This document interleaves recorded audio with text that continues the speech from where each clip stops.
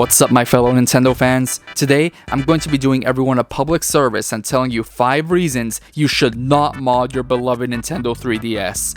This video will save you a life of regret, trust me, so sit back and listen closely to my words of wisdom. As many of you know, modding your 3DS gives you access to a little something called the oh god, I can't even bring myself to say the word. The H-Shop. It is in this little shop that scoundrels can download 3DS games that people worked hard on for free. A modded 3DS can lead to baby's first crime spree if you think about it. And who knows, maybe this can lead to a life of crime down the line. One day you can be downloading Mario Kart 7 for free, and the next you're sticking up your local Wells Fargo. It's that simple. And not only that, but downloading games for free puts many 3DS and DS scalpers out of a job.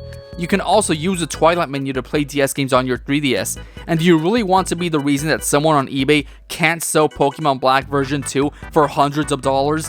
What if this reseller needed that money to feed their kids, huh? I bet you feel like crap now.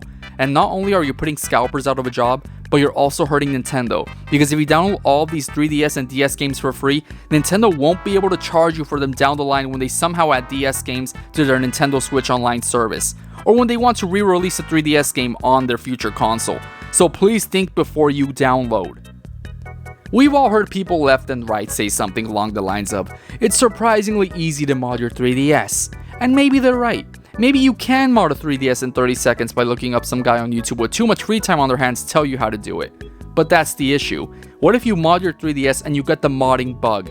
You've unlocked unlimited possibilities by modding your 3DS, and now you're no longer satisfied with your basic unmodded consoles. This can lead to you wanting to do something heinous like mod your beloved Nintendo Switch. Or maybe you're feeling especially naughty and decide you want to go back in time and mess with the past by modding your poor Wii U, instead of letting it collect dust and die in peace like it should.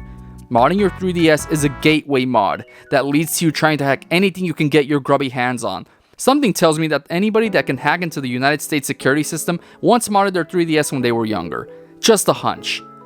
So I know I just mentioned how simple it can be to mod your 3DS, but every once in a while, you may miss a step in the modding process. A very delicate process that requires your full attention at every turn. And what happens when you don't follow the modding directions correctly? Your 3DS gets bricked, which basically means it gets hit with a brick and you can no longer use it. Imagine how sad that is. Your 3DS will never forgive you if you killed it because it wasn't good enough for you in its basic state. You just wanted the homebrew launcher that bad that it cost you your entire console. And honestly, you kind of deserve it. Another reason you shouldn't mod your 3DS is that you need to let the past stay in the past. If you owned the 3DS ever since its launch, then you've already created amazing memories with it when you were younger. But you're older now, and it's time to move on to bigger and better things in the video game market. How are you supposed to embrace the future if you bring your 3DS back from the dead, huh? You're basically telling Nintendo you don't want innovation. You'd rather stick with the dual screen 3D handheld you've had since you were like 10. Modding your 3DS basically means you can't let go of the past and you're afraid of change, which is maybe something you should talk to a professional about. I'm no therapist. And not only that, you can get addicted to your 3DS again if you mod it, because now that you have thousands of games downloaded onto it, you gotta take your console everywhere because now you gotta clear your entire gaming backlog. Imagine if you missed the birth of your child because you were too busy beating Mario and Luigi Dream Team. The last reason, and arguably the biggest reason you shouldn't mod the 3DS, is that you'll break Nintendo's heart. Nintendo has been there for us through thick and thin. They have been a part of our childhoods for decades, and how do we repay them? By doing the one thing they hate: tampering with their precious consoles. It's just so sad. All Nintendo does is give, and all we do as consumers is take and ask for more.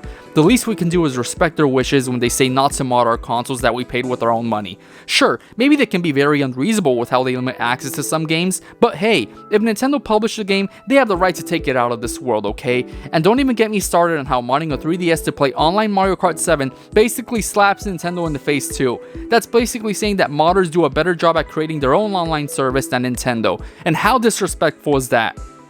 Oh man, I really better relax before I get too offended. But yeah, there it is, my top 5 reasons on why you shouldn't mod a 3DS. If this video saved your soul, make sure to drop a like and subscribe. As you can tell, I love Nintendo, so if you're interested in more Nintendo content, then make sure to stick around. Thanks for watching.